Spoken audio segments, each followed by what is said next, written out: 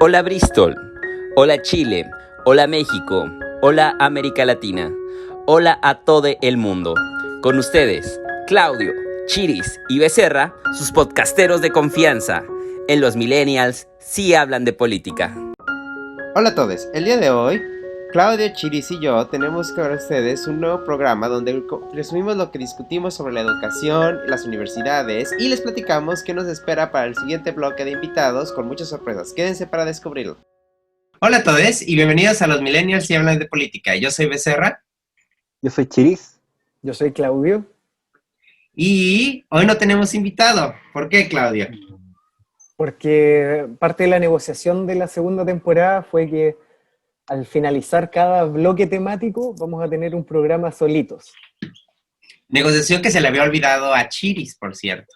Absolutamente. Chiris Sí. no quería grabar hoy día. No solo no quería grabar, renegó de su postura respecto a tener programas solos.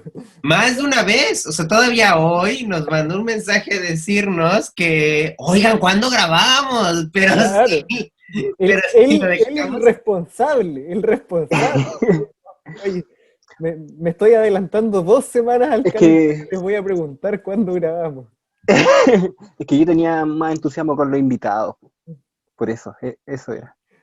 Pero eso- feliz de estar hablando. Aparte no tenemos ninguna pauta hoy día. Hoy día yo creo que va a ser bastante improvisado.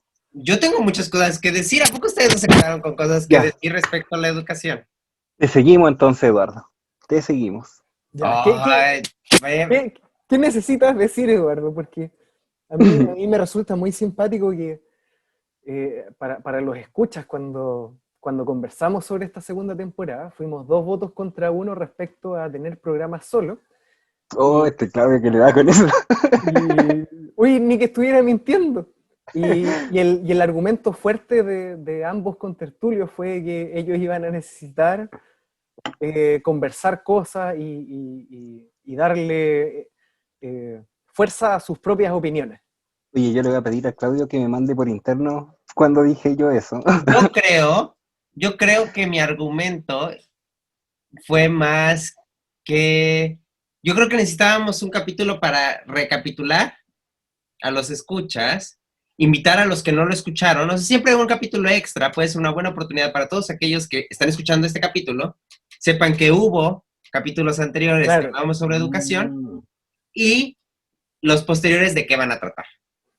Entonces, a mí me pareció muy bueno y ya luego además podemos redondear ideas o cosas y hacer atractivo. Este puede ser un capítulo que a lo mejor si hay personas que les gusta más oírnos parlotear de tonterías y apenas chispazos de política, y a lo mejor hay personas que les interesan más las entrevistas. Entonces, claro, así que complacemos un poco a las dos audiencias. Hay que le Sí, gusta. de acuerdo. Esos argumentos también rondaron, dado que la memoria de Chiri está bien frágil al parecer. Era como, claro, de que estos capítulos fueran menos empaquetados, por así decirlo, y un poco más relajados. Oye, Entonces, entonces vamos al grano. Vamos al grano. ¿Qué Sí. les parecieron a ustedes los capítulos con Javier y con Babi?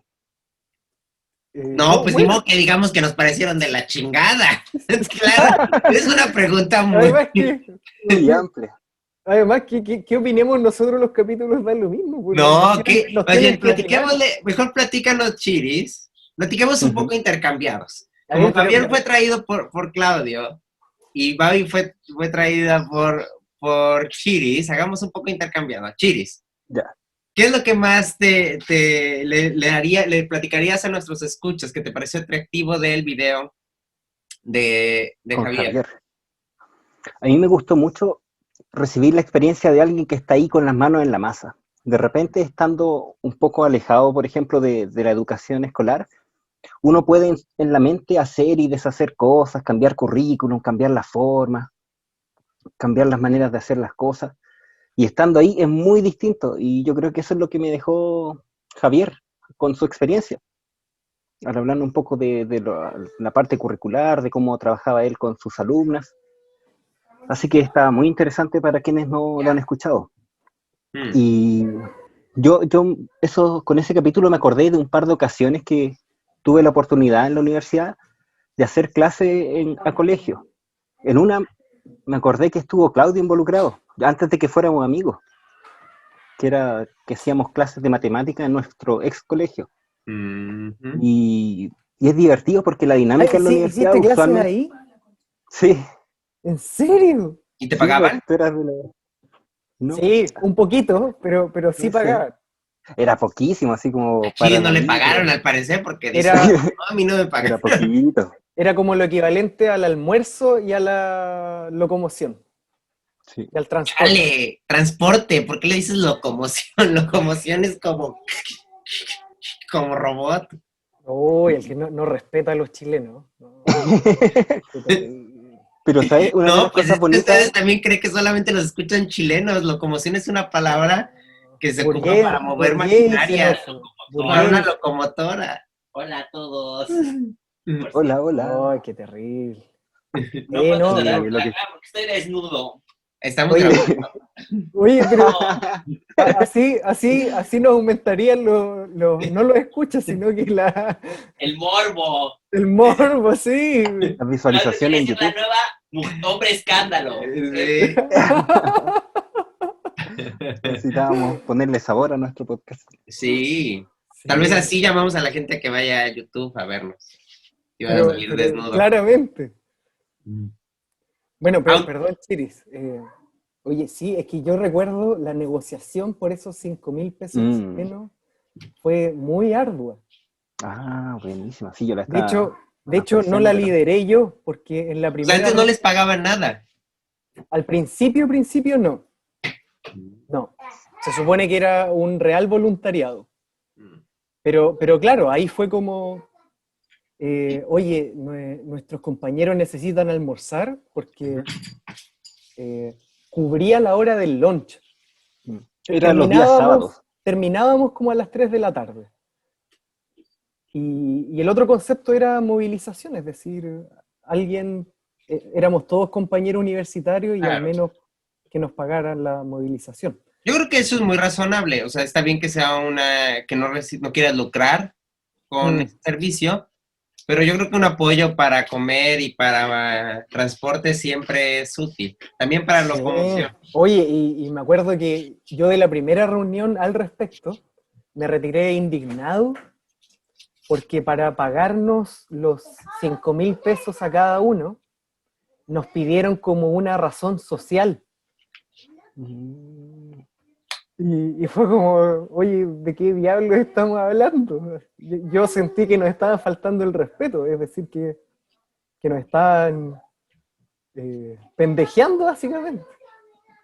Sí. Pero bueno, el otro vocero o líder del programa tenía mucho más tolerancia que yo, digamos, y supo negociar bien al respecto. Bueno, fue una instancia súper bonita y una de las cosas que yo me di cuenta que es súper absurda es que en la universidad usualmente cuando hay clases el profesor habla y los alumnos escuchan, así de simple. Están haciendo preguntas, hay una instancia súper respetuosa a la que uno se acostumbra. En cambio, en el colegio, bueno, es un desastre, bro, en el sentido de que los niños te ponen atención un rato, después se ponen a jugar, se ponen a molestar entre ellos. Y yo me reía incluso de las cosas que hacían, pues, porque era joven también, veía que salían tallas chistosas entre los niños. Y enseñar algo simple que tú a una persona adulta, ponte tú universitaria, te demoraría explicarle en 10 minutos, acá se te iba la hora y media, pues. Se te iba la hora y media de clase, dando ejemplos, haciendo preguntas una y otra vez, repitiendo la materia, y eso que eran poquitos alumnos. Oye, Porque ¿tú era no crees una selección. ¿tú no crees que esa diferencia entre el tiempo que te tardas de explicar algo es porque los alumnos de niveles más bajos a nivel educacional realmente quieren saber el por qué y luego los de la universidad realmente siguen sin entender solamente que no preguntan? Puede ser, totalmente. O sea, Yo, dime, Claudio. yo creo que el modelo universitario asume que si el grupo de estudiantes no entendió es como mala suerte. Hay que seguir nomás. O sea, yo no estoy de acuerdo para nada con eso, pero sí, yo creo que ese es el modelo que siguen. Yo he tenido experiencias en ambos niveles, tanto a nivel bachillerato, prepa, 15 años y universidad. Y Y yo creo que caigo en la cuenta de que si les das apertura a los chavos de universidad, o sea, están igual de perdidos que los chavos de prepa. Solamente que los de universidad ya hay muchas cosas que juegan. A veces el sistema, como dice Claudio, pero a veces también es la misma presión que ellos sienten. De que cómo voy a preguntar, o eso se supone que ya lo tendría que saber. Pero yo creo, Lalito, que cuando, o sea, eso de la presión se siente a todo nivel. Es decir, cuando la materia que se está enseñando no queda clara y hay tantas personas con ganas de preguntar que finalmente todas se quedan calladas, ocurre tanto en niños como en adultos universitarios. El detalle es que, claro, hay como un desinterés a nivel universitario en que si de una cátedra con 40 personas, 30 no están siguiendo, bueno, será, digamos. De hecho, yo recuerdo, así a modo muy personal, que fue en la etapa final de la universidad en que yo me sentaba en las clases y quería entender todo y hacía preguntas. Porque además ya tenía cierta confianza con los compañeros, entonces me daba lo mismo quedar así de, ¿cómo no entendiste eso?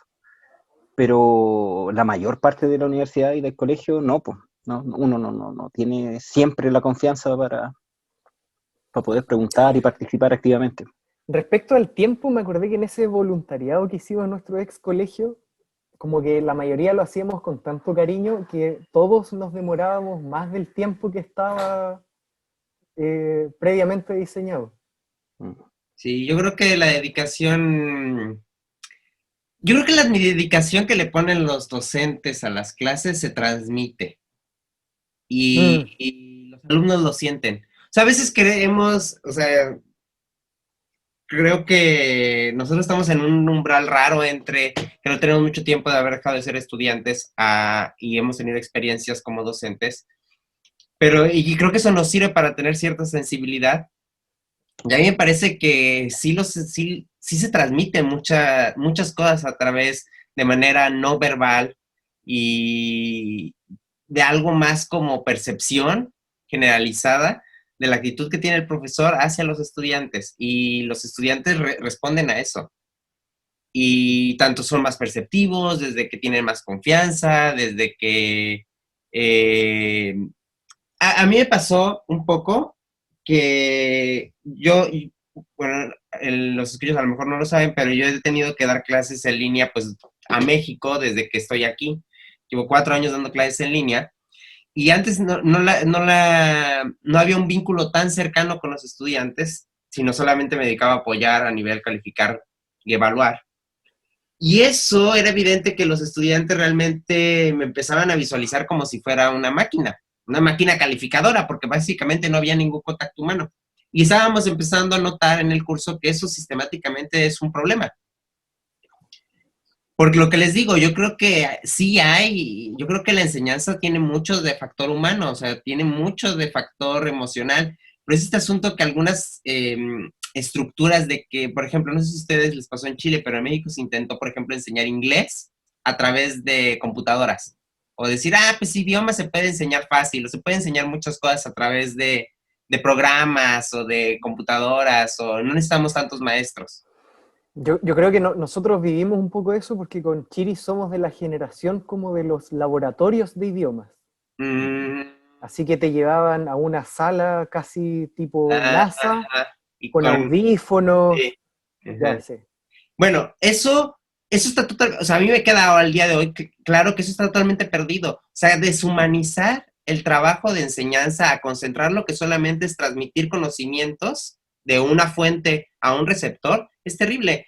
Yo creo que la enseñanza tiene un gran factor humano, y cuando cambiamos nos dimos cuenta de esto, como hace un año, y entonces decidimos que yo me presentara a los alumnos y yo interactuara con ellos, aunque sea a través de la pantalla, pero que me conocieran y que tuviera una voz y que tuviera una interacción y que les diera una manera de acceder a mí, de que les pasara mi contacto, que pudieran contactarme vía mensaje. Y eso cambió mucho la dinámica de enseñanza. Tuvieron más confianza, se dieron cuenta que yo también soy humano. Suena tonto porque obviamente soy humano, pero aunque suena tonto, yo creo que sí se percibía que era como una máquina calificadora. Entonces, claro, yo creo que lo que dice Claudia es muy cierto. En ese momento en lo que ustedes también eran jóvenes, en los que ustedes también eran entusiastas, no solo ustedes tenían disposición a dedicar más tiempo, sino que ellos también les daba gusto compartir más tiempo, porque veían que estaban emocionados ustedes. Mm. Sí, porque además era de estas actividades, o sea, como dijo Chiris, era un día sábado. A priori yo creo que a los niños no les gusta ir a su colegio un día sábado, Ujú. pero además era este típico formato como de reforzamiento, es decir, eran los niños con las peores calificaciones en esa materia. Ujú. Que algunos Eh, seguramente no solamente era por problemas de aprendizaje, algunos también era por otro tipo de problemas que tenían dificultad. Seguro. Entonces, a priori habían como muchas desventajas en términos de motivación. Pero, pero claro, a los niños, al menos lo que yo veía era que eran felices dentro de la sala de clases con nosotros, lo pasaban bien, nos compartían experiencias o bromas dentro de las salas de clases en los horarios regulares. Yo también sentía que nos podían hacer las preguntas que a sus profesores no les podían hacer. Sí. Fue una experiencia riquísima, en verdad. Sí, súper bonito, ahora que recuerdo más cosas. Ujú. Mm. Bueno, ¿y tú, Claudio? ¿Qué te pareció Eh, la presencia de Babi?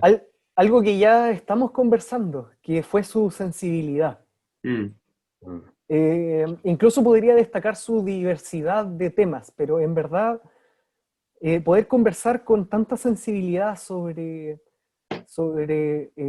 los aspectos docentes, pero también humanos sobre su actividad docente, a mí particularmente me encantó, porque ella mostraba mucho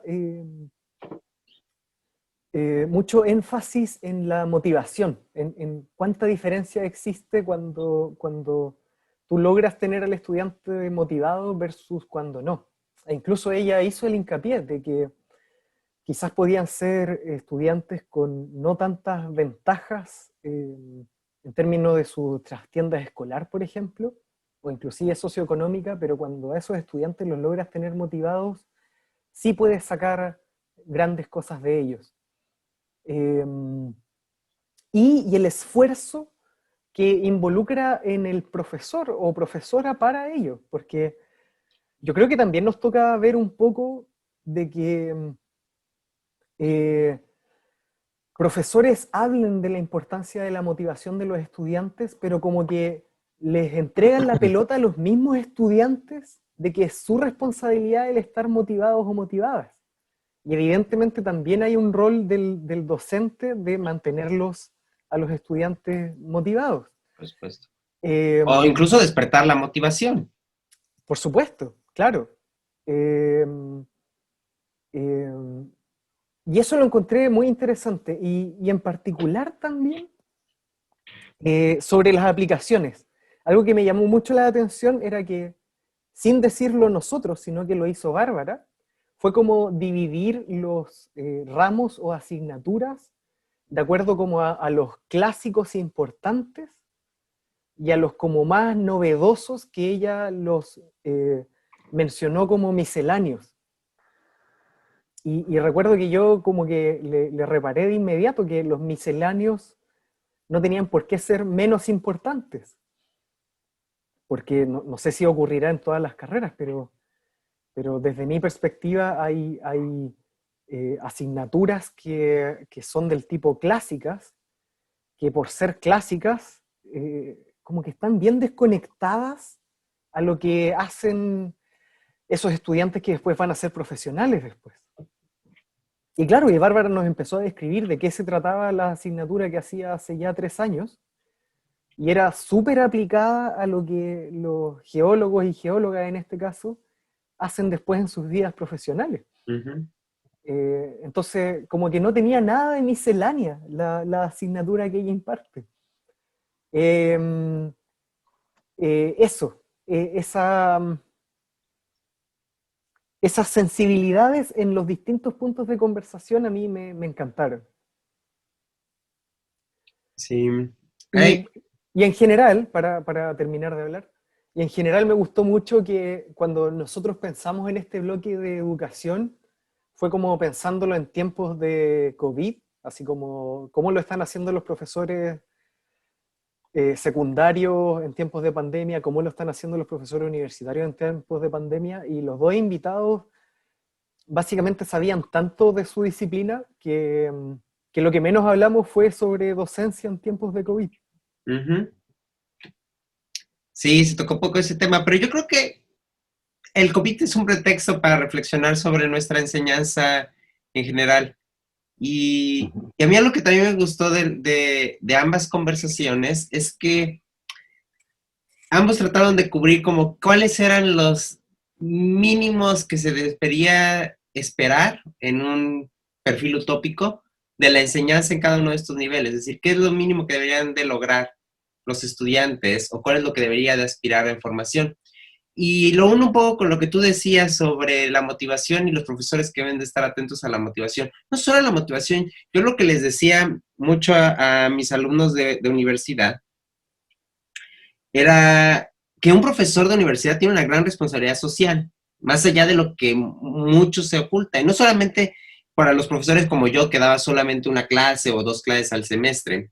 También los profesores de carrera que están, justo que decíamos que estaban tan metidos en su ciencia y poco en la docencia, ser profesor tiene una gran responsabilidad social, porque en teoría tú estás validando con una calificación a un futuro profesional, y en un futuro profesional no que en algo ambiguo de 10 años, no, en un profesional que en 2 o 3 años va a salir a las calles a ejercer esa profesión.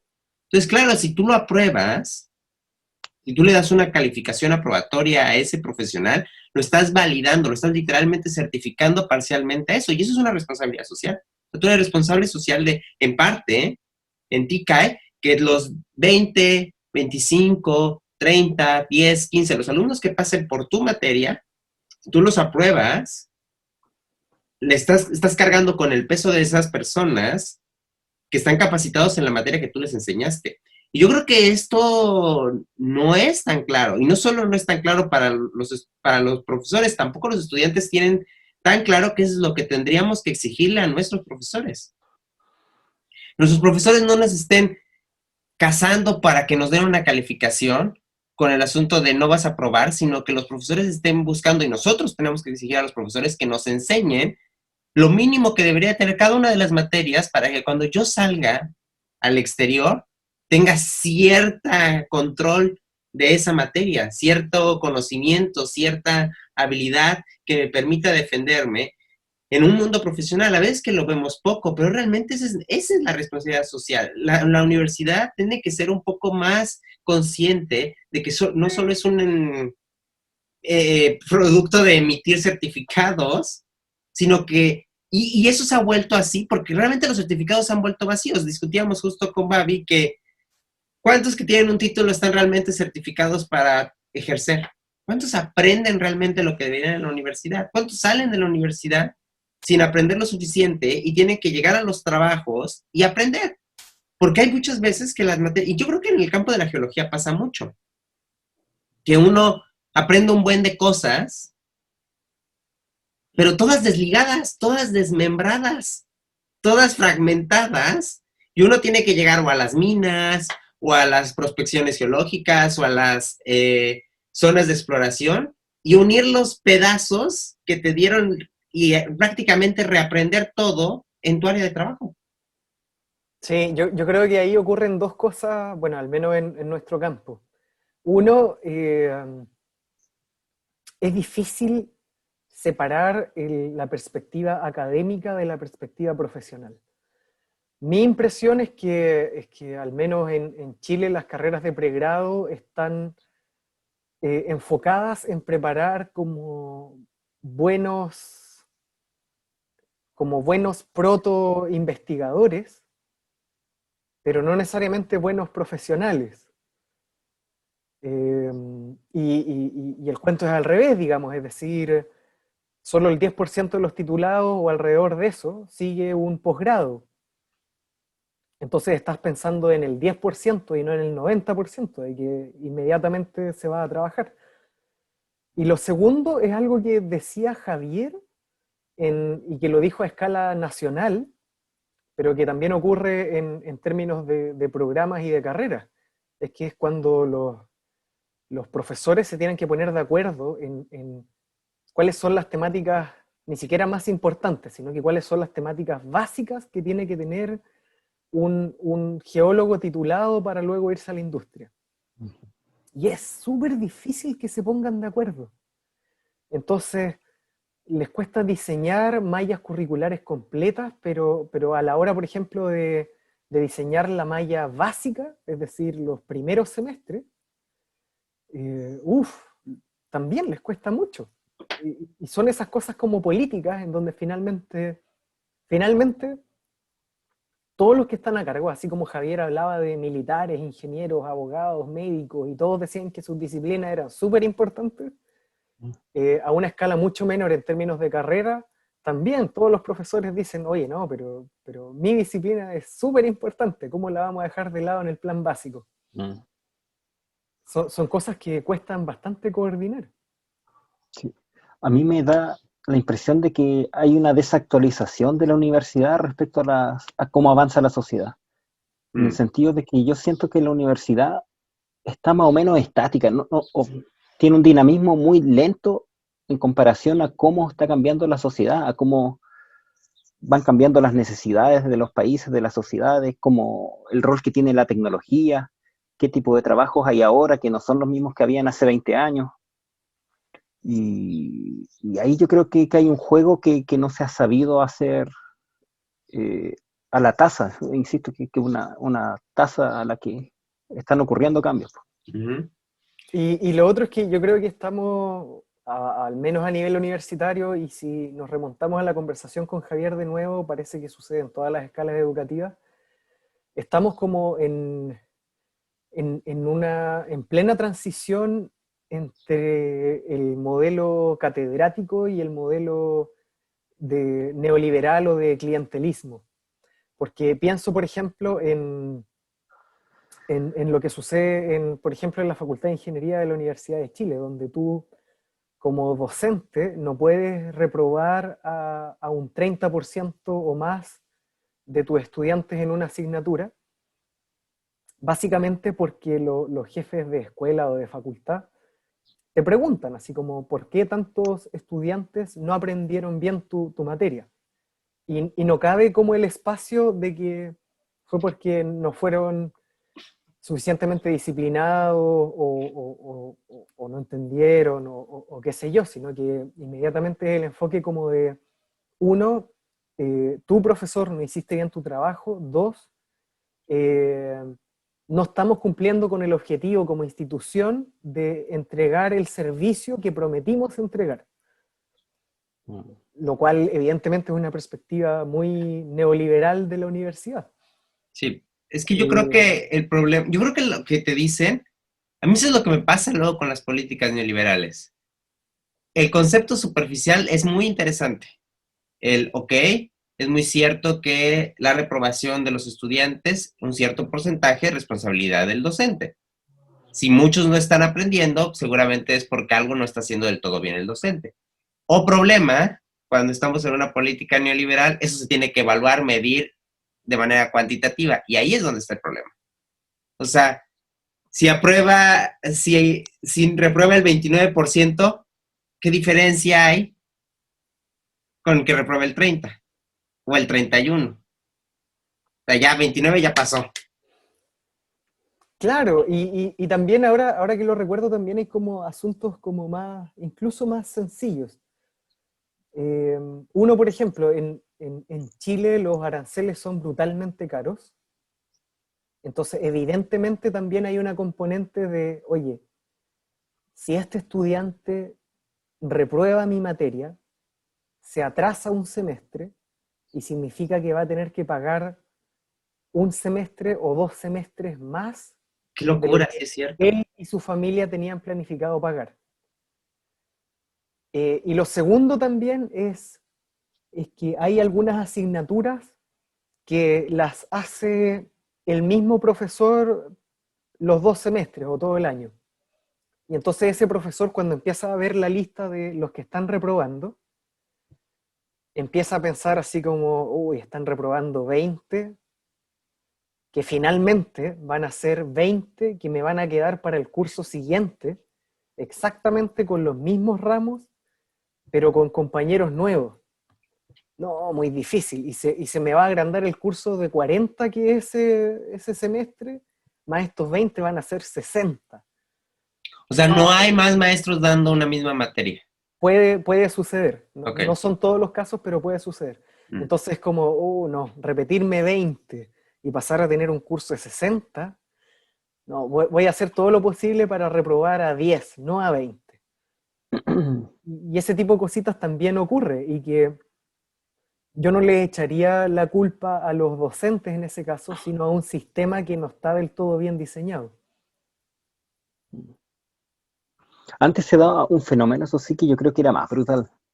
Me refiero a la generación puta que estudió en los 70, Boomers.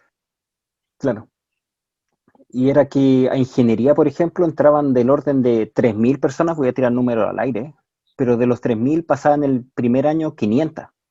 Mm. Entonces era una tasa de reprobación brutal. Y hay otro argumento que se Es presenta que que, ojo, también que puede ser...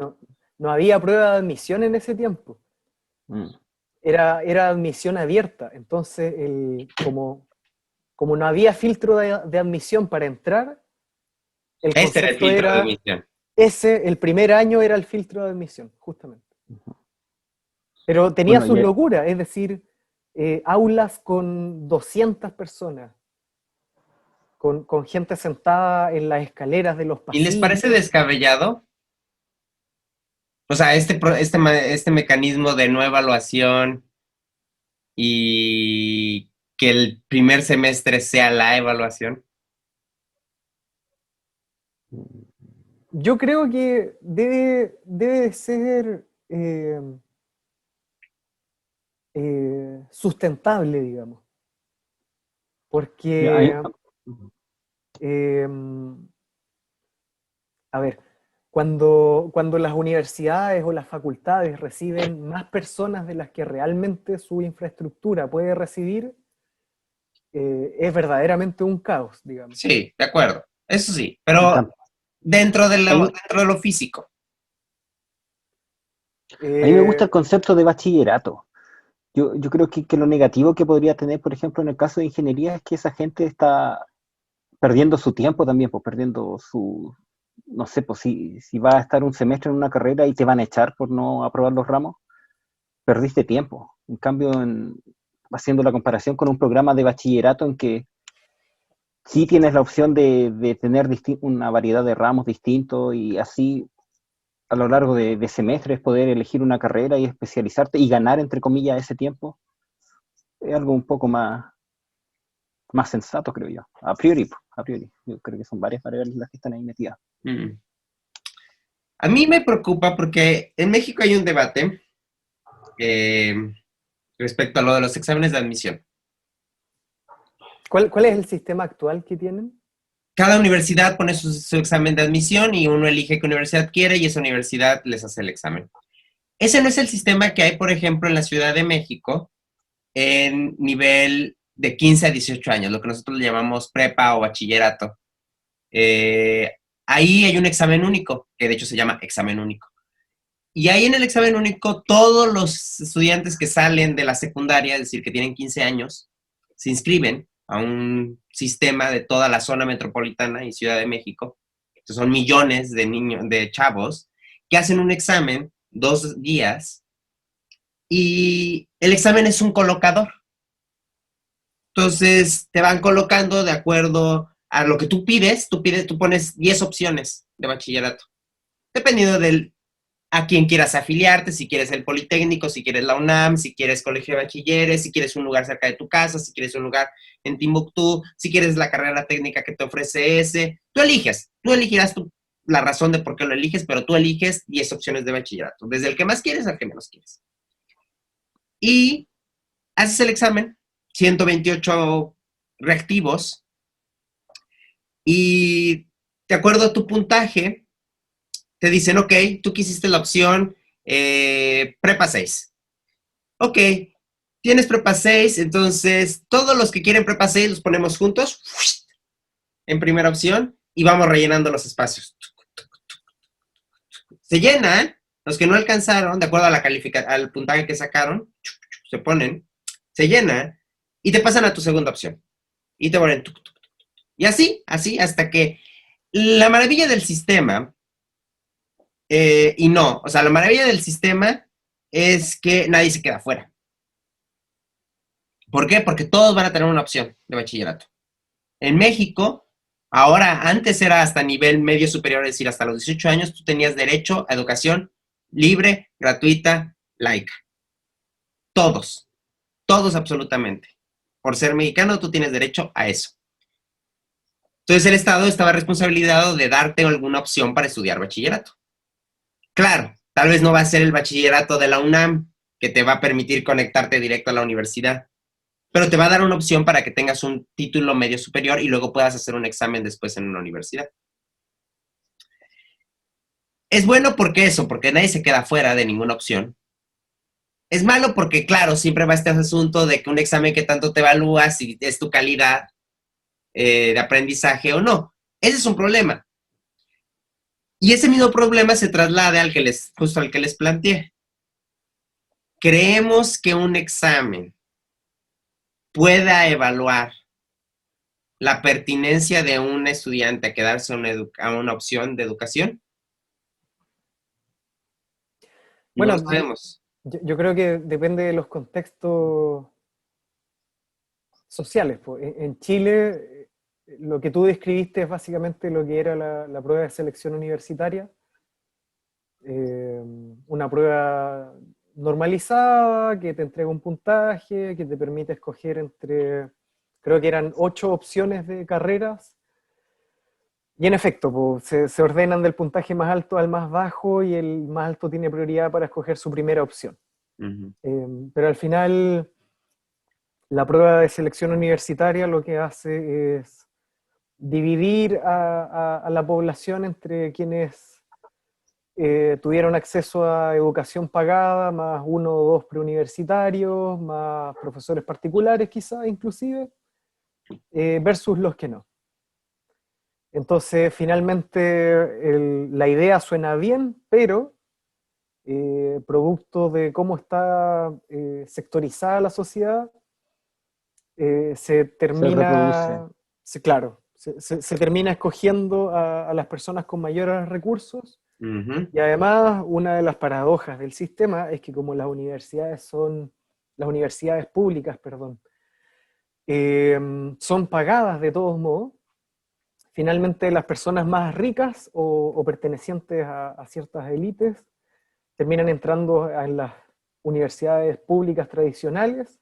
Y le quitan los lugares. Y las personas con menos recursos terminan entrando a las universidades privadas, que fueron diseñadas para lucrar. Entonces, además, se genera una paradoja que es como bien cruel, digamos. A mí no me gusta la idea. A mí no me gusta la idea de los exámenes. En México no pasa tanto, no es tan sesgado porque si hay escuelas privadas, las escuelas privadas, las que son privadas y se pagan, son de élite, va la gente rica. Y de hecho la gente rica no quiere ir a la UNAM, o muy poca quiere ir a la UNAM, o muy poca quiere ir.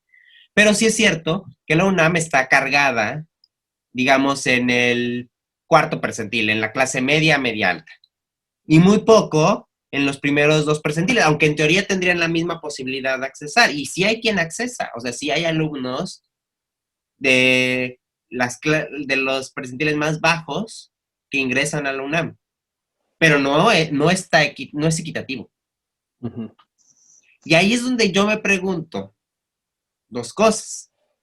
¿El examen vale realmente la pena?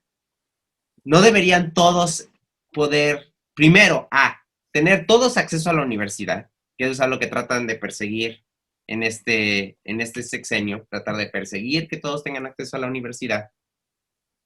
No la UNAM, pero sí otras universidades. Lo que se insiste mucho es que la UNAM abra y el Politécnico, o sea, las grandes universidades públicas del estado, abra su capacidad al máximo, y según yo ya está abierta al máximo. Ya hay gente que toma clases en el piso, el primer semestre, en la UNAM.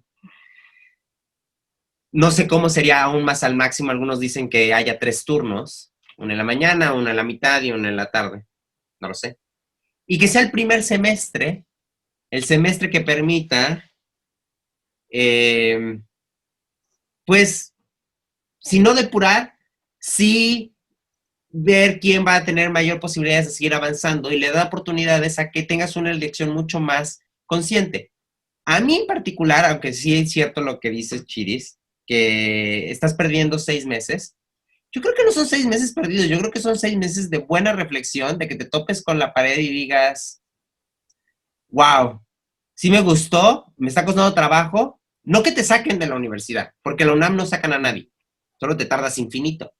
Sí me gustó, pero tal vez voy a ir más lento y que te dé la posibilidad. O digas, uy, no era lo que yo quería, no era realmente lo que me gusta. Me dijeron que ser médico iba a ganar dinero, pero si va a ser así, mejor me voy a otra carrera. Ujú. ¿Ustedes no creen que esos 6 meses puedan ser, ese primer semestre, pueda ser reflexivo? Porque claro, uno después, y eso es lo que pasa mucho en la UNAM, a mí lo he visto como experiencia, les cuesta tanto trabajo ingresar a la UNAM. Pagan cursos o se matan 6 meses estudiando y pasan el examen y se quedan, y hay tanta presión sobre sus hombros que ese lugar les costó tanto que aunque ya no les esté gustando la carrera, que aunque ya se dieron cuenta que no era como ellos imaginaban, no se salen. Y tienen una carrera de 4 años o 5 años en un lugar donde no les gusta y que solo la están terminando porque ya sacrificaron demasiado. Bueno, respecto a lo primero que decías de los exámenes, por lo menos acá cada vez se le está dando más importancia a lo que pondera tus notas de enseñanza media, que son las notas de prepa, ¿Mm? y también el ranking, también es competitivo y todo lo que queráis, pero un poco más justo el ranking de tu rendimiento al finalizar la prepa. Y además, algo que yo encuentro interesante es cuando se abren cupos especiales para colegios vulnerables, donde trata de también hacerse un ingreso meritocrático, es decir, con ciertas condiciones especiales, que estén, no sé, los mejores alumnos de este colegio, que demuestre este rendimiento, se le va a acompañar durante el primer semestre de su carrera. Entonces, sí, yo creo que un examen es una opción bien, ¿cómo decirlo?, bien brutal ¿Mm? en comparación a demostrar tus habilidades durante más tiempo, que creo que es un poco más justo. Sí, yo también lo creo. Y respecto a lo del semestre corta cabeza, claro, estaba pensando en el caso chileno, en que la universidad es carísima, en que Pero es que ese es el en el problema. semestre... El problema es Sí, que la universidad no debería de ser una universidad sí. cara. Digo, no Pero gratuita, pero no hay cara. un, hay un detalle, me gustaría saber su opinión, porque yo creo que todos debiéramos tener acceso a la universidad, pero no podemos pretender que todos seamos universitarios. Sí, de acuerdo, por supuesto. Yo les voy a contar una experiencia que no les conté porque era el momento de los entrevistados, pero tenía una anécdota muy bonita, que de hecho me recordó mucho lo que dijo esta Babi la semana pasada sobre, ya no me acuerdo ni por qué me acordé de esto, anécdota, tal vez ustedes se acordarán cuando la empiece a contar, pero a mí me pasó, que es un poco esto, que tú dices, ¿por qué todos tenemos que aspirar a ser universitarios? Y ella decía, claro, aspiran, ya me acordé, aspiran, ella decía, aspiran porque, claro, ellos tienen esperanza de que tengan una mejor condición de vida. O sea, tienen esta aspiración a que si vienen de un hogar que no tiene las mismas posibilidades económicas, si fue la primera que lo logró llegar hasta la universidad, lo que quiere es ganar dinero, yo creo que es muy justo. Y ellos han creído que ganar dinero es tener una carrera, ser ingeniero, tener una carrera o ser médico. Y a mí se me acercó un caso justo así, se me acercó hace un año a platicar conmigo. Hace un año me marcaron, me dijeron, oye, me dijeron que podía platicar contigo, podemos platicar 1 o 2 días vía videollamada? Y yo le dije, sí, claro que sí, en México. Era un chavo muy joven, estaba empezando apenas la prepa, o sea, tenía 15, 16 años, y ya estaba preocupado por la universidad. Y yo le dije, a ver, primero, o sea, me platicó todas sus preocupaciones, y yo le dije, primero, ¿qué edad tienes? Porque yo no sabía. Y me dijo, no, yo tengo 15 años, o 16, no me acuerdo. Y yo le dije, ok, está bien que te preocupes, pero no te precipites. O sea, en 3 años, tu gusto de lo que quieres estudiar puede cambiar mucho. Primera cosa. Y segunda cosa, le dije, quiero que me digas en serio, ¿por qué estás pensando en ingeniería? Creo que estaba pensando en ingeniería mecánica o algo así. Y él me dijo, es que me gusta y además quiero ganar dinero. Y yo le dije, está muy bien. Yo creo que ganar dinero es una aspiración muy justa. Pero, ¿por qué tienes que pensar como opción para ganar dinero una carrera universitaria? O sea, hay muchas opciones al día de hoy. Lo que platicábamos, hay muchas formas de ganar dinero al día de hoy y no solo vía universidad. Hay muchas formas de hacer y explotar lo que eres capaz de hacer sin tener un título universitario. Yo creo que ese es un discurso incerto. O sea, como conversábamos con Bárbara, al menos en el caso chileno, está este sueño de que hay muchas familias donde sus hijos van a ser los primeros universitarios. Uh-huh. Pero por otro, también sabemos en el caso chileno que, a ver, ¿por qué si se diversificó desde las instituciones el público objetivo que pueda entrar a la universidad? No tiene que ver como con benevolencia, no tiene que ver con que las grandes cabezas estén pensando si tenemos más universitarios vamos a tener mejor capital humano. No. Es básicamente porque en Chile, que apenas somos 17 millones de habitantes, tenemos alrededor de 60 universidades. Y esas 60 universidades, alrededor de 27 son posterior a la reforma universitaria de los 80, es decir, fueron planteles que se diseñaron derechamente para lucrar, y ojo, inclusive independiente de su calidad, fueron diseñados para lucrar bajo el concepto de libertad de enseñanza. Uh-huh. Pero no solo eso, además de las otras 33 estatales, están todas estas que antes eran Universidad de Chile, región tanto, pero que dejaron de ser de la Universidad de Chile, y que necesitaban estudiantes. Entonces en los 90 se preguntaron, oye, tenemos todas estas universidades nuevas, necesitamos llenar matrícula porque nos queremos llenar los bolsillos con aranceles, digamos, y entonces, ¿cómo lo hacemos para que entren estudiantes? Y es ahí donde se diseña el crédito con aval del Estado. Uh-huh. Es decir... Le estás inyectando capital público al privado y luego te lo pagan.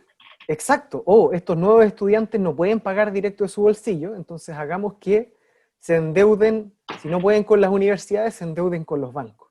Uh-huh.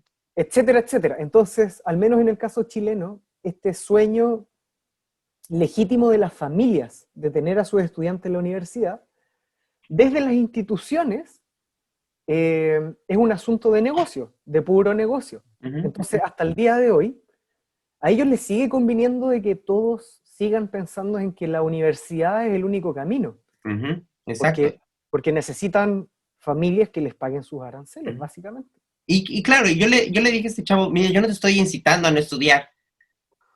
Porque claro, las personas que creemos en que la universidad puede ser más allá de una forma de lucro, sino una manera justa de preparar personas, simplemente le dije, la universidad no debe de ser tu móvil principal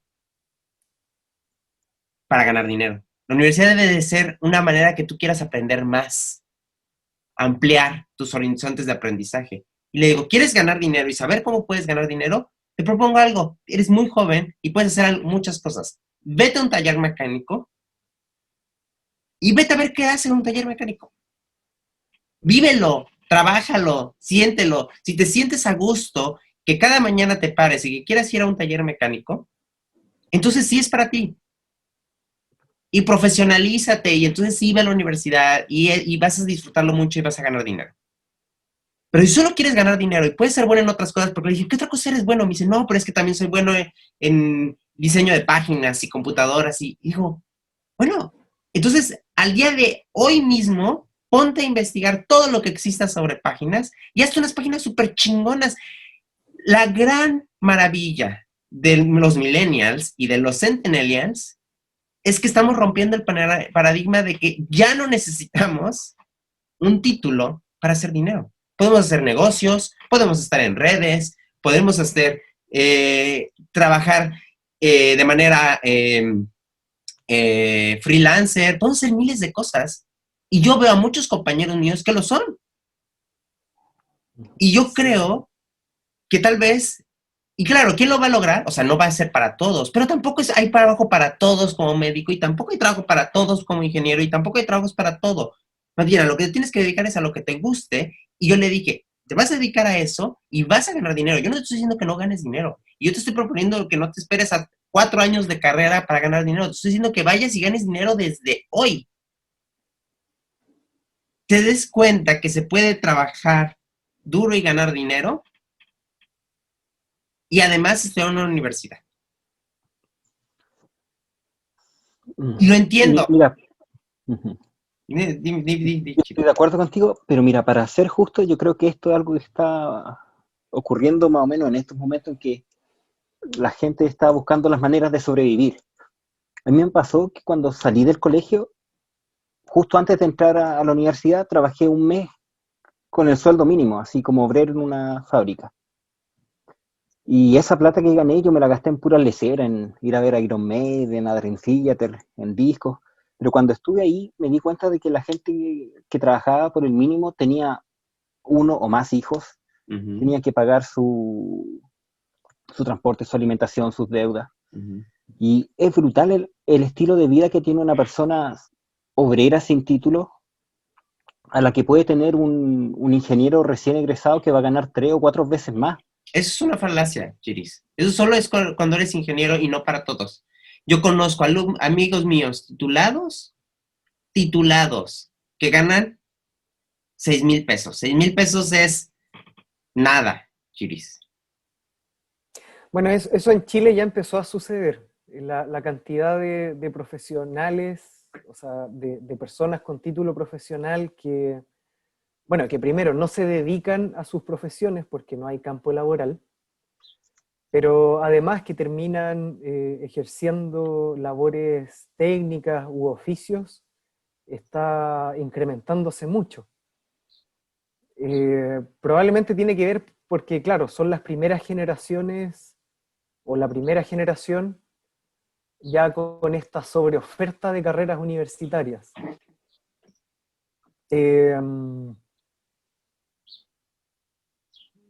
Sí, bueno, no sé cuál es el diagnóstico cabal. En Chile hay una segunda componente también que es muy importante, que es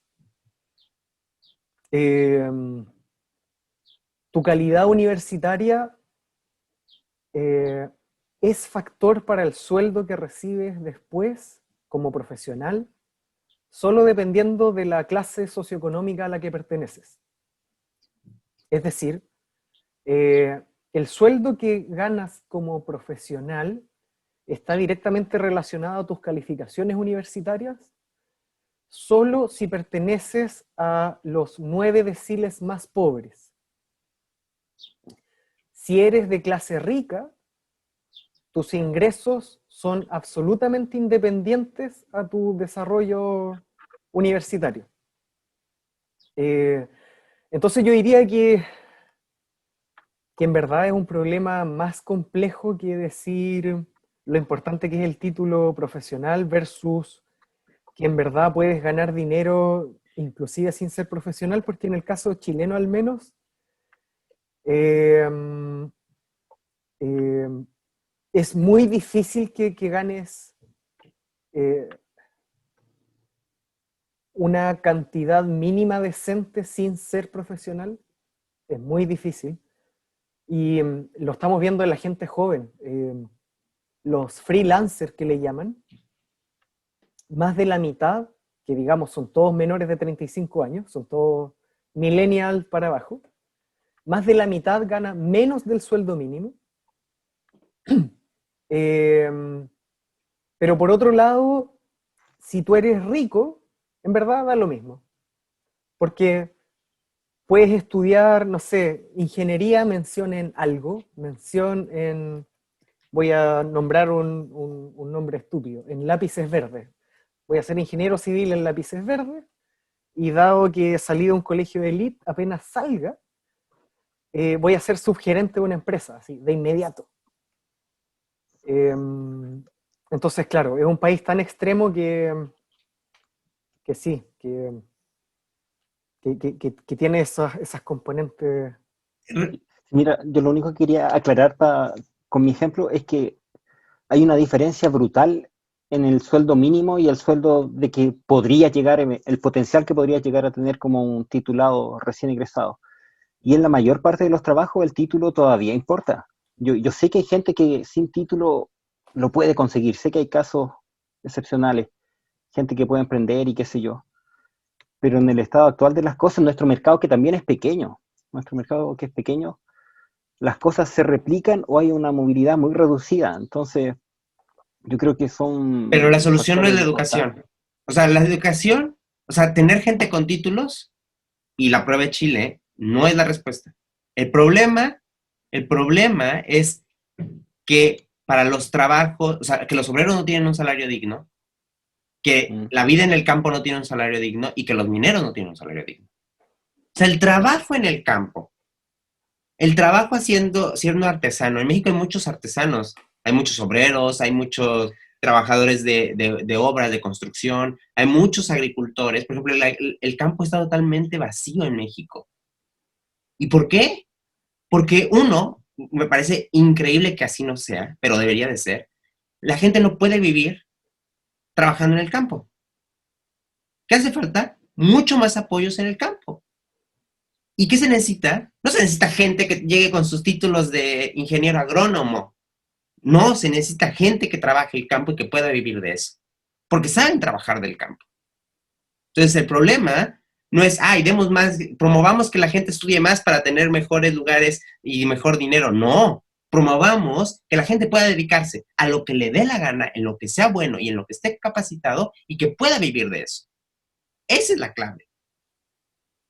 Yo creo que, como tú dices, tiene que ver mucho con el diseño país, porque, eh, claro, junto con la reforma universitaria a inicios de los 80 se vendió la importancia de ser profesional. Eh, y, y por otro lado, desde una perspectiva más, bueno, utópica en el caso chileno, nosotros podríamos decir, oye, pero eh, los profesionales técnicos también son súper importantes en las sociedades. El detalle es que en los países que fueron eh, monstruosamente desindustrializados como Chile, eh, ¿dónde vas a meter a personas técnicas capacitadas si es que no generamos nada? A mí me sorprendió mucho lo que nos pasó Chiris, que siguen siendo un país de actividades primarias. Bananero. Mm. O sea, Sí, peor, no bananero, de recursos mineros, que por lo menos plantar bananas no te mata. sí, nosotros Bueno, exportamos barro. Somos súper buenos exportando barro. Entonces, claro, o sea, ese es el asunto, o sea, cuando yo les digo, oye, puedes hacer dinero siendo influencer, es porque en México hay chingos de gente que está haciendo dinero eso, porque hay gente que está consumiendo eso, o porque hay gente que se dedica, yo les digo, hay industria manufacturera, no solamente a nivel industrial, la Volkswagen y la General Motors y Mitsubishi que están en México, o Samsung que fabrica sus pantallas en México, o las grandes ensambladoras de automotor de Norteamérica. Eso es aparte. No, no. Hay industrias que se dedican a hacer mosaicos, hay industrias que se dedican a hacer alfarerías, hay industrias muebleras, hay industrias pocas que las han tratado de matar. Entonces, claro, yo creo que, pero esa es la clave, eso es lo que quiero que ojalá, que no sé si estén de acuerdo. Si hubiera más personas tan enajenadas teniendo un título y más personas con ideas de, ok, yo soy una persona que sé hacer esto, contrato aquí, contrato acá, armo esta industria y hagámosla. ¿Necesito un título? No, a la chingada, lo que necesito es tiempo, esfuerzo y mente. Ahora, no se vayan, si no les gusta este extremo de no tener un título y son más moderados como los buenos europeos, daneses y los británicos, hagan escuelitas técnicas, háganse una carrera donde en 3 años te preparan como técnico, no sé, administrador o contable o laboratorista, que a lo que voy es, no todos deben de enajenarse yendo a una carrera de 4 años a venderles la ilusión de ser ingeniero en fulanito de tal, médico en fulanito de tal y doctor en fulanito de tal. Sí, en el caso chileno a mí me agrada el rol y la historia del actual USACH y que antiguamente era la Universidad Técnica del Estado. Nótese el nombre, Universidad Técnica del Estado. Pero volvemos a lo mismo. Bajo el modelo actual no tiene mucho sentido tener una Universidad Técnica del Estado si es que no hay industrias en el país. Y por otro lado, la USACH, a ver, porque también hemos hablado así como cómo tú ranqueas a las instituciones. Mm. Y bueno, y en Chile al menos existen dos grandes universidades, que son la Pontificia Universidad Católica y la Universidad de Chile, que son instituciones grandes porque uno, tienen una matrícula grande, es decir, soportan gran cantidad de alumnos. Dos, porque académicamente son muy buenas, entonces aparecen en todos los rankings internacionales de universidades. ¿Cuál es su gracia en términos sociales? Yo diría que no mucha, porque reciben los mejores puntajes PSU. ¿Y cuáles son los mejores puntajes PSU? Bueno, sobre el 90% personas del quintil más rico, que muy probablemente estudiaron en colegios particulares privados, donde ya pagaban una millonada en el colegio. La USACH, en cambio, la USACH es probablemente la universidad que genera mayor movilidad social en Chile. Entonces, claro, no se destaca mucho porque no recibe a los mejores puntajes PSU. Pero sí hace la chamba de tomarte personas económicamente más riesgosas y que te genera profesionales a partir de eso. Pero un modelo de universidad así en un país como Chile no le interesa a nadie, salvo a los directivos, docentes y estudiantes de la USACH. Porque además, como son personas en general de clase media, no todas de Santiago, sino que además de regiones, tienen una componente, una perspectiva social y política que es muy fuerte. Entonces, ¿cuál es el estigma típico de la USACH en Chile? No, pero ¿para qué te vas a meter en la USACH si vas a estar en paro 3, 4 meses del año? Como si es que tú te fueras a paro, es como si no aprendieras nada. Entonces, eso, es un modelo de institución que en Chile a quienes dirigen el país no les sirve. Claro.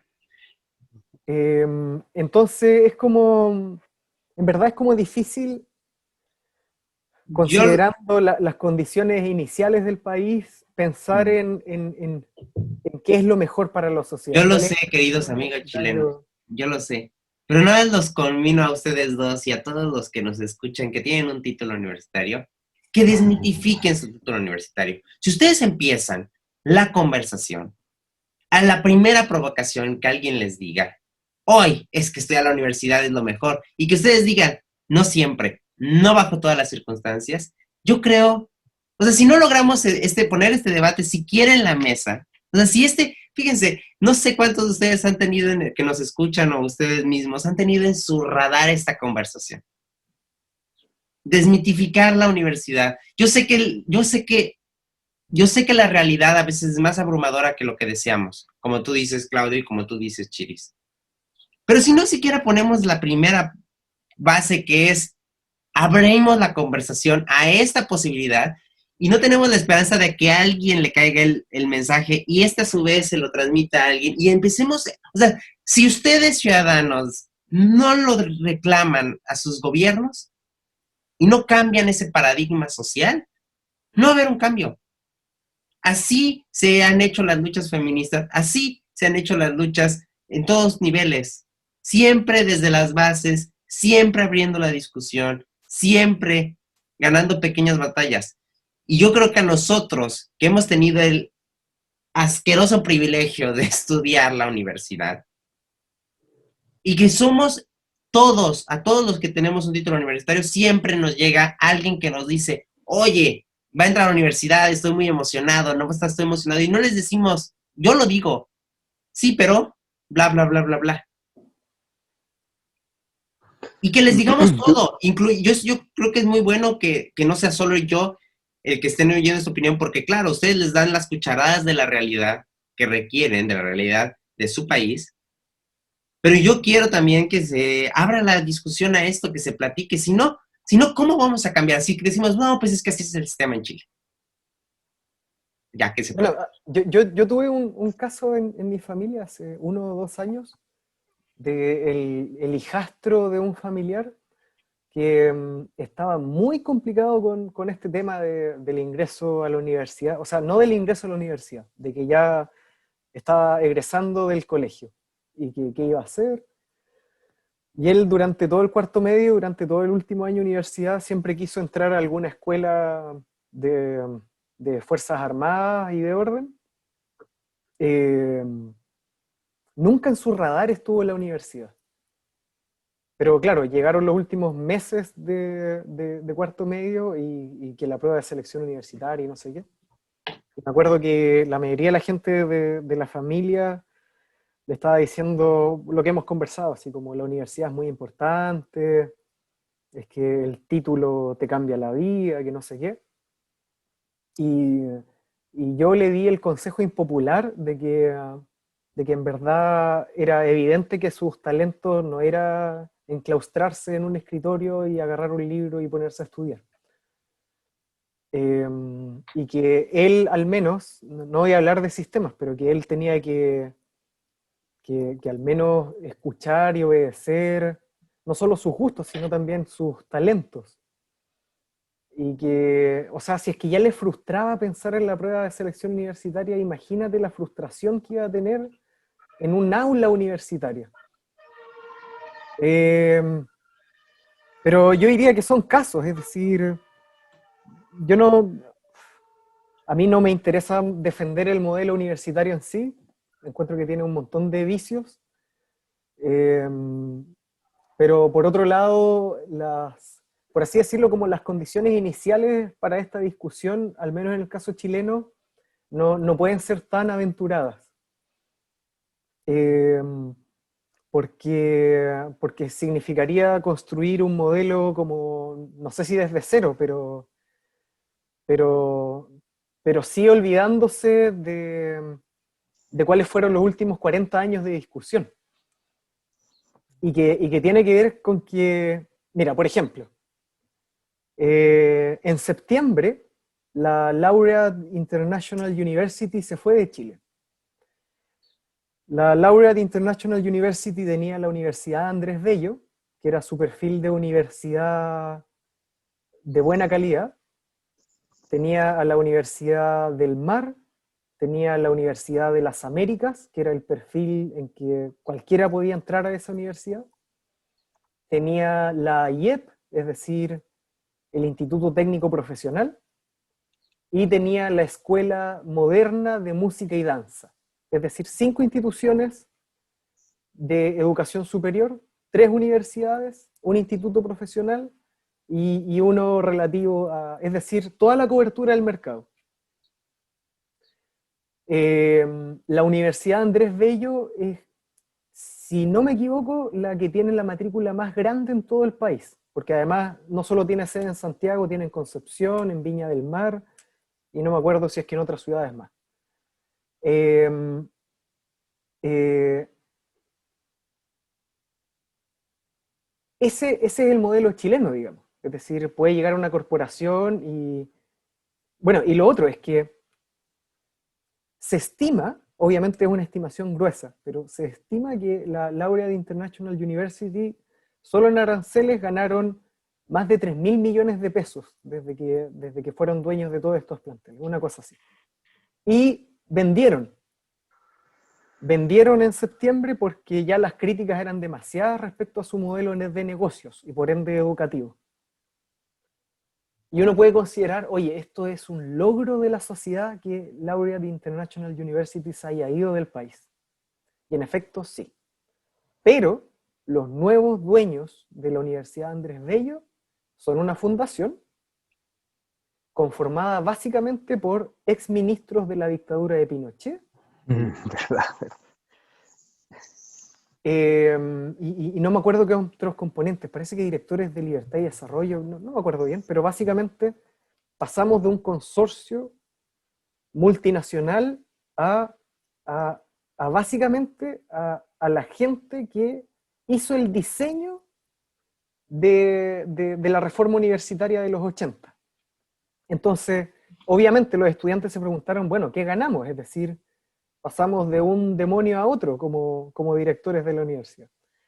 Esas son las condiciones, esa es la estructura en Chile. Entonces, sí, a mí me suena muy lindo decirle al resto de la sociedad, oye, no piensen tanto en la universidad, hay otras opciones. No solo, a ver, pero... no acaban de pasar por una revolución social, están en medio de una revolución social, o sea, más allá del COVID, están en medio de una revolución social, quieren cambiar una constitución, porque exactamente tienen leyes y sistemas y estructuras políticas de dictadura, de la dictadura, de su dictadura. Incluido, ya me dijiste, yo no tengo idea en los años, y yo creo que los escuchas no chilenos, que cuando mencionabas la fecha de la reforma universitaria, eso era en dictadura.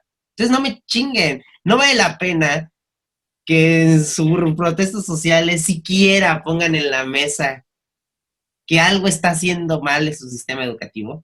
Si quieren empezar Sí. el paso de por qué tienen que pagar, por qué tienen que endrogarse. El 2011, que fue la última movilización estudiantil, se hizo.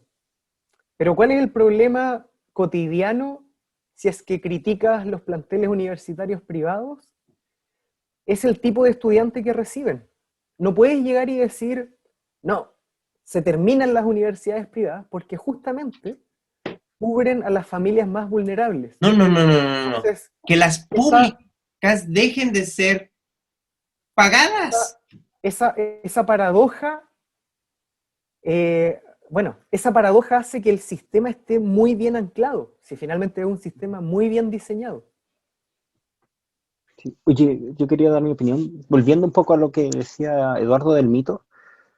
Yo entiendo que ese mito existe porque existe este sistema neoliberal que desde mi punto de vista es una selva, tú estás ahí en el mundo y tienes que sobrevivir.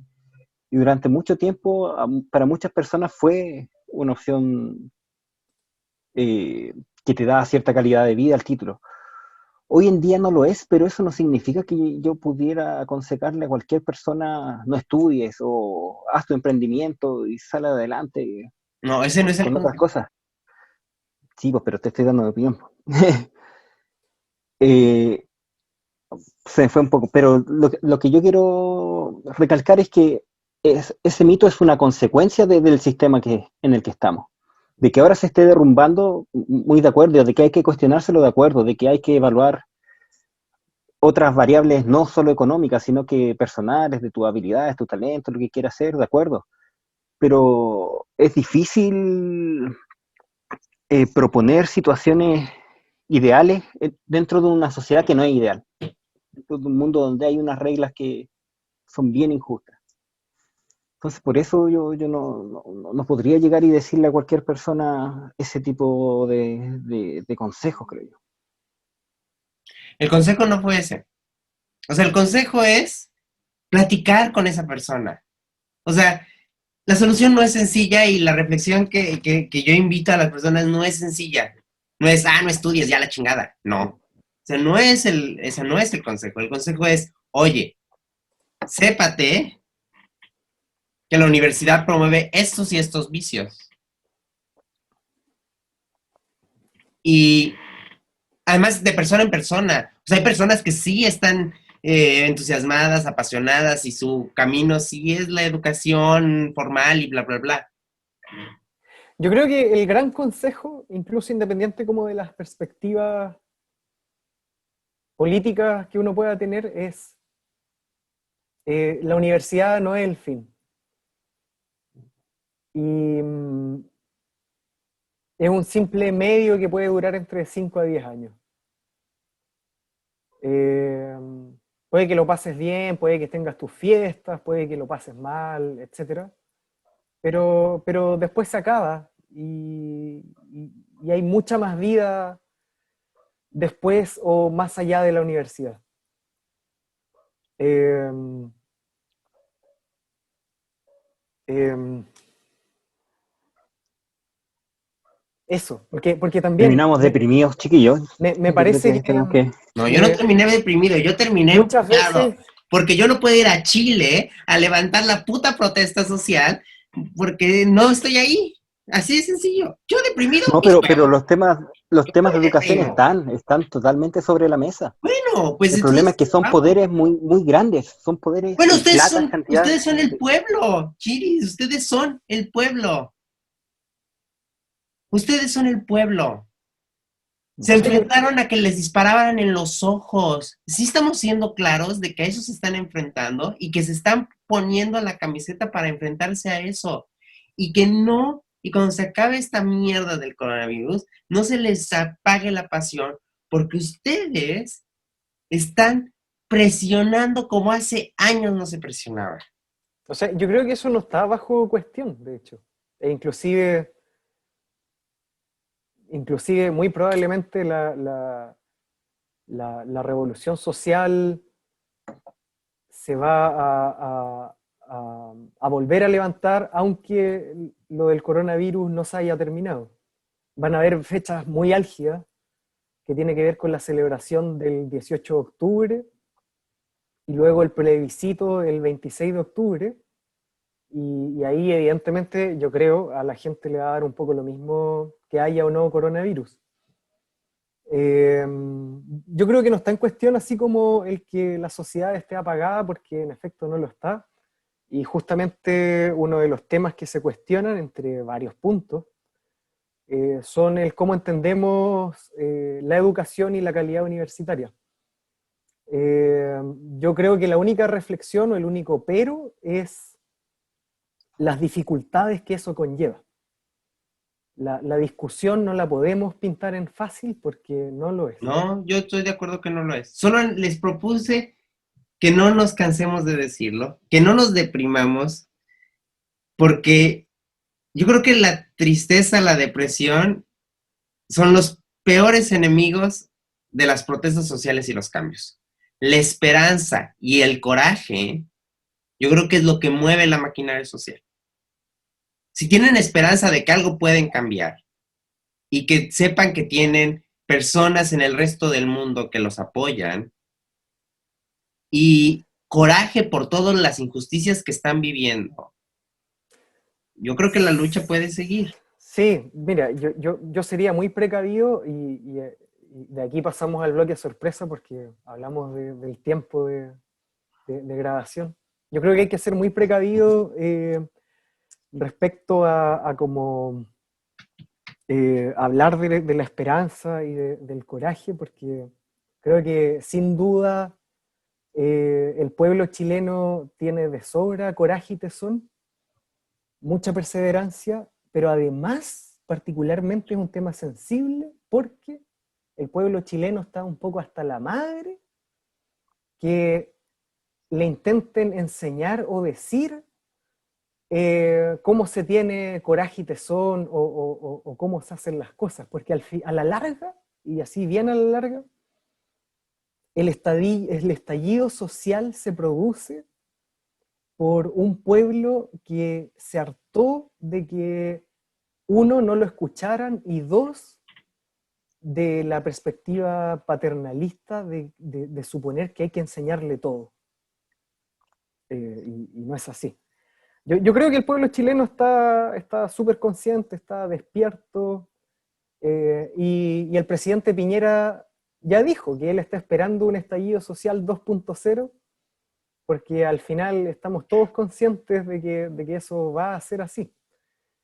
Y además, y particularmente con una coyuntura sobre el cambio de constitución, en donde, claro, va a existir el plebiscito, se va a votar si es que se aprueba o se rechaza, se va a votar el mecanismo si es que es convención mixta o convención constituyente, pero ese va a ser solo el primer paso, es decir, puede que gane el apruebo, puede que gane la convención constituyente con el mismo sistema en el que se escogen los parlamentarios, pero si esa estructura, de nuevo, no llega a escuchar al pueblo, el pueblo no va a quedar feliz solo si es que se cambia la constitución, por ejemplo. El pueblo chileno volvió a ser una masa activa.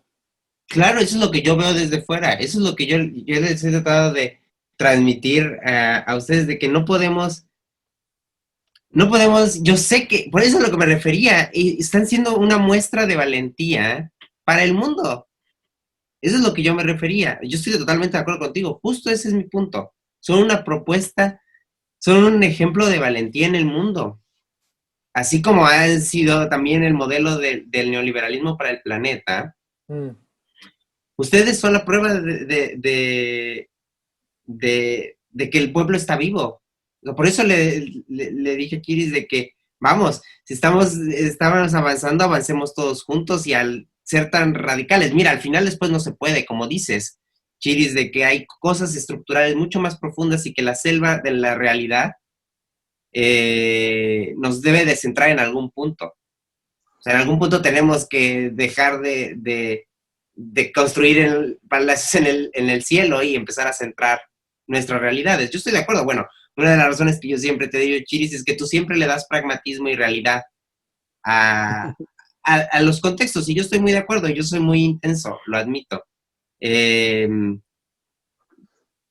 vamos, yo digo que espero que todo lo que tú dices, Claudio, sea una realidad. O sea, que sigan demostrando todo lo increíblemente que pueden hacer como pueblo, como yo creo que le han dado una lección a todo el mundo. Y esto se relaciona directamente con el próximo bloque. Ah, Chiris quiere hacer un adelanto de cuál es el próximo Sí, bloque. sí, da un adelanto. Es secreto, a ver, voy a ver acá nada. Chiris no se sabe cuál es el próximo bloque, así que... No podemos adelantar acerca de los invitados sin decir sus nombres. Sí, claro, yo creo que es buena idea que demos como, un hint, pero sin decir el nombre. Claro, Bueno, un teaser. Sí, hay dos invitados en el próximo bloque, dentro de los cuales una es vecina de la asamblea autoconvocada cercana a donde fue el epicentro del estallido social, y otro es un compañero que sabe mucho acerca de la causa mapuche, la causa indígena que tenemos en Chile, donde también se mezclan todos estos temas políticos, sociales, y yo creo que van a estar bien interesantes. Yo creo que nosotros que vamos a hacer las preguntas, y que el público, si alguien se anima, que no sea de Chile, se anima a que Sí, por pongamos favor. sobre la lista preguntas de cosas que desconocemos. Yo he aprendido muchas cosas con Claudio, pero realmente, platicando con Claudio, me he dado cuenta de lo muy distantes que estamos respecto a las luchas y al nivel de luchas y a las consignas que están avanzando.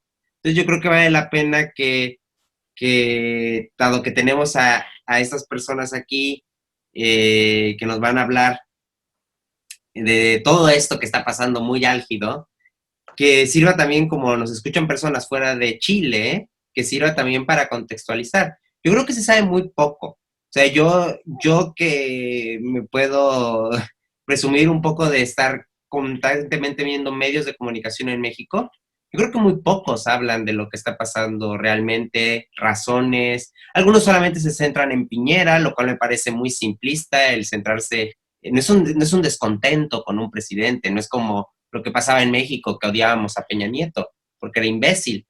Yo creo que es un asunto mucho más profundo y yo creo que vale la pena que preparemos preguntas y que nos manden preguntas si quieren, de cosas que desconozcan desde cero. Yo creo que nos pueden ayudar a avanzar en esos temas. O sea, sí, habrá preguntas incluso más profundas para el público chileno, pero yo creo que podremos iniciar con preguntas mucho más simples. Sí, Sí, muy de acuerdo. incluso también como más cotidianas, así como, por ejemplo, tener de invitada a una vecina de la asamblea autoconvocada en el barrio de la movilización social.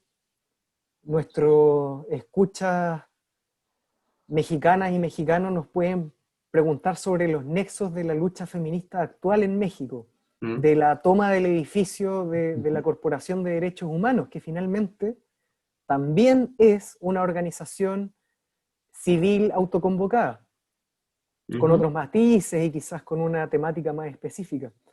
Pero tiene que ver con eso, es decir, cómo se empieza a gestar estas nuevas políticas, digamos.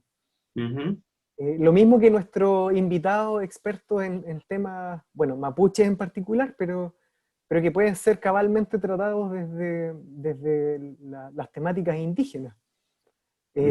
Por ejemplo, tú que eres el experto, Lalito, ¿tenemos audiencia en Colombia? Sí tenemos audiencia en Colombia. No sé Si es que las personas están interesadas, uno de los nuevos frentes de rebelión popular en Colombia, Claro, sí. no solo ligado a la matanza de policías a civiles, tiene que ver con grupos indígenas que están intentando rediseñar la perspectiva de los conquistadores en Colombia y la invisibilización de los pueblos indígenas y otros pueblos, digamos, en Colombia. Entonces, podríamos abrir también un poco los temas, sí, a intentar mostrar a que son temáticas bien latinoamericanas, no solo chilenas. Por ejemplo, yo creo que el asunto que hay conflictos al movimiento zapatista en México, que de hecho dijo un comentario muy serio diciendo que claro, que Andrés Manuel es simplemente un cambio de capataz.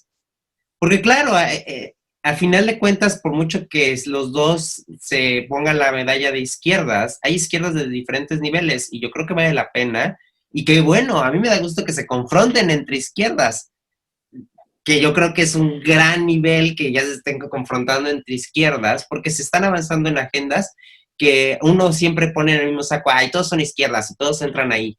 Y yo creo que eso es terrible, porque justo yo creo que omites completamente las luchas de los pueblos originarios, que yo creo que eso es muy interesante.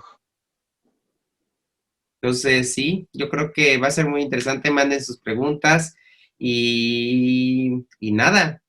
Nos vemos. Hay que abrir el espacio en Instagram o en la red social. Sí, voy a poner, son 2 semanas, es octubre. 2 semanas en las que tenemos hasta el siguiente episodio, así que voy a poner preguntas en Instagram repetidas veces, recordando estos temas. Aprovechar el carácter internacional, latinoamericano de nuestro. A mí me interesa mucho, yo tengo muchas dudas sobre los mapuches y cómo se han relacionado con la historia chilena, así que yo creo que muchos tendremos dudas en ese sentido. Lalito, ¿tenemos bloque sorpresa esta semana? Sí, tenemos preguntas. Yo creí que ya habíamos emitido el pregunta sorpresa. Tenemos 10 minutos para pregunta sorpresa, 5. ¿Alguien sabe qué es Discord? Yo creo que Claudio nos puede enseñar qué es. Oye, yo no tengo idea. Yo pensé que ya con no saber que era TikTok estaba atrasado. Oye, ¿en serio no sabes qué es TikTok? Ah, no, TikTok algo. ¿Ya has hecho videos de TikTok? TikTok es muy popular también entre gente mayor como tú. También son muy populares los videos de viejitos bailando.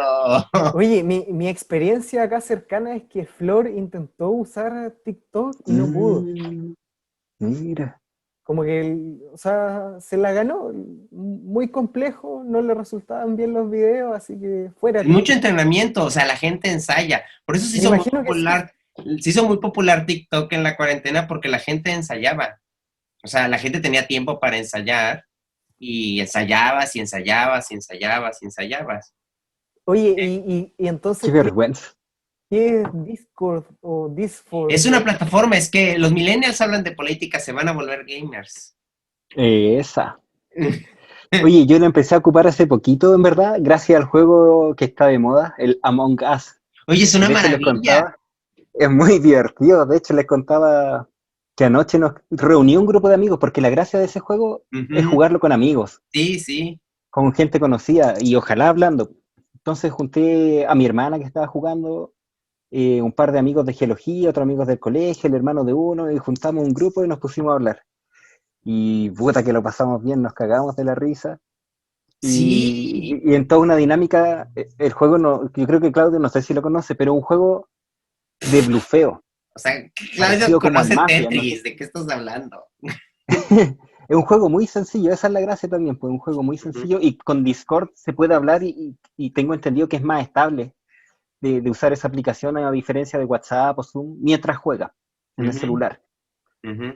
Es un juego en que hay impostores y hay otras personas que no son impostoras, que son tripulantes de una nave. Mm. Entonces Ujú. hay que averiguar quiénes son el impostor y en esa dinámica se Él, da mucho el blufeo, pues. y él tiene que matar. O sea, al final es que tienes que sacar quién es el impostor porque él está matando a los tripulantes. Oye, pero hay un juego no virtual que es así, Sí, ese es ¿cierto? el que yo te iba a decir. Hay un juego de tragos que se llama El Rey, donde cada uno, eh, Hay, un hay rey, son, impostores y gente buena. exacto. Hay Ya. pueblo Yo y rey. conocía el Mafia, la Mafia. ¿Jugaste a Sí, la algo Mafia, Hay así. Claudio? diferentes Pero es la versiones. misma lógica. Ya, sí, Exacto, hay sí. diferentes versiones y tú tienes que Ah. convencer de que tú no eres el rey porque si te, o el mafioso, porque si no te, Espera, y Discord es la plataforma que te permite conversar mientras sí, es juegas, como un ¿no? WhatsApp Es como un WhatsApp. para centennials Ya. o para La gamers. única diferencia de ese juego, del juego real con cartas, es que es totalmente blufeo. En cambio, en este juego sí tú puedes ver cuando alguien mata o puedes ver que Claro, alguien anda si fuiste muy escondido. estúpido, Tienes más evidencia. pueden haberse dado cuenta que tú eres el asesino. Yo estoy buscando un grupo. Bueno, si quieres te puedo agregar a ti, Chiris, y a Flor, porque no creo que Claudia. Que juegue el Claudio, sí. Las partidas duran 5 Es minutos, que 10 esa es minutos. otra ventaja, no es que tienes que estar obsesionado enfrente de la computadora. O sea, 5, 10 minutos es una partida. Ese es un juego muy rápido. Es Sí, no, sencillito. yo creo que seguro que sí. Onda, una vez que los niños ya estén acostados, para nosotros es más fácil hacer otro O tipo de sea, cosas. justo, y puedes tú bajarlo en tu celular y Flor bajarlo en su celular y se hace el grupo fácilmente. Sí. Juan ya lo Además que, bajó, ya tenemos Estamos a Discord, la Juan y par. yo. Mira, ya tenemos un grupo. Yo creo que con 6 mínimos Sí, yo se digo juega también bien. con 6 funciona bien. además que 6 y un impostor. me imagino que son como estas instancias donde como conversan mientras juegas, vas echando garabatos a las personas Sí, claro, claro. que Bueno, te en hacen teoría sentir Pero igual traicionado. hay que entrar en el personaje, ¿eh? En sí, el sentido sí. de que cuando estás jugando no puedes hablar. Sí, cuando se están moviendo las piezas, nadie habla. Y luego te juntas, llamas a Se reunión llama de que como a te ves reunión. y ahí es donde discutes. Y ahí No, tú empieza el fuiste, blufeo. no, la chingada. O tú te vas a la chingada nomás porque eres Claudio. A ti te vamos a Y sacar bueno, siempre, no te preocupes. y otra regla implícita es que cuando te matan tienes que quedarte callado. No puedes dar Ah, obvio, pistas por ni Ah, supuesto. saber sí, quién fue. claro, obvio, porque el que te mató sabe quién es. Ni hacer ruido así. ¡Oh! Está Ya, muy bueno. juguemos, lo vamos a pasar muy bien. Listo, pues Los esa fue la auditores sección que sorpresa. Los millennials hablan de política. Después de los invitados depresivos, vamos a hacernos gamers. y pasamos las penas. Sí, claro. Bueno, nos vemos dentro de 2 semanas. ¿Qué día? ¿Qué fecha exacta? Ay, yo cerré el calendario. 4, ¿o no? 4 de octubre. 4 de octubre. Sí. Entonces, El lunes 5 va a estar arriba para que chequen el nuevo bloque de la segunda temporada. Chao. Chau.